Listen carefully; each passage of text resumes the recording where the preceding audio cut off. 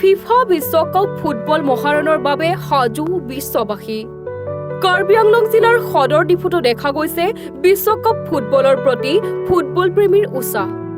বিশেষকৈ ডিফুৰ পুলিচ ৰিজাৰ্ভৰ নিবাসী পুতুল বৰাৰ বাসগৃহত আটকধুনীয়াকৈ সাজি উলিওৱা হৈছে জাৰ্মান ষ্টেডিয়াম।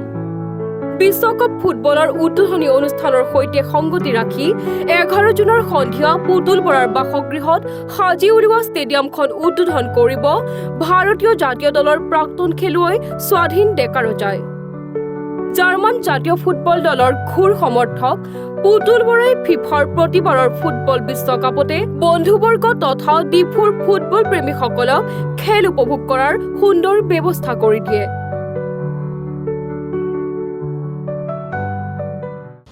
আন বছৰতকৈ এবাৰ মানে ইকনমিকভাৱেও আৰ্থিকভাৱেও ইমান মানে ছাকচেছ নহয়, হ'লেও এইবাৰ প্ৰগ্ৰাম ভাল হ'ব। কি আছে কেনেধৰণে প্ৰস্তুতি আপোনাৰ? প্ৰস্তুতি এইবাৰ মোৰ চিফ গেষ্ট আছে স্বাধীন ডেকা ৰজা। তেওঁ এক্স নেশ্যনেল ফুটবল প্লেয়াৰ অসমৰ, বৰ্তমান তেওঁ দুলীয়াজানত থাকে। তেখেতক ইনভাইট কৰা হৈছে আৰু গেষ্ট অফ অনাৰ আমাৰ local morning star football club, যোনে আই লিগত সোমাইছে এইবাৰ, তাৰ আৰ্কিটেক্ট মেজিক্ৰক মাতা হৈছে।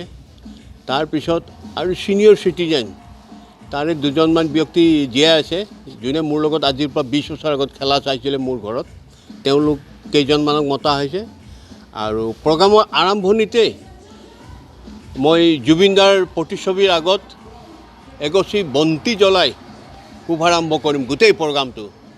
তাৰপিছত চিফ গেষ্টৰ হতুৱাই ৰিপ্লিকা যোনটো হাতত লৈ আছোঁ, এনেকুৱা 4 ফুট হাইটৰ এটা ৰিপ্লিকা মই বনাইছোঁ, সেইটো অপেনিং কৰা হ'ব।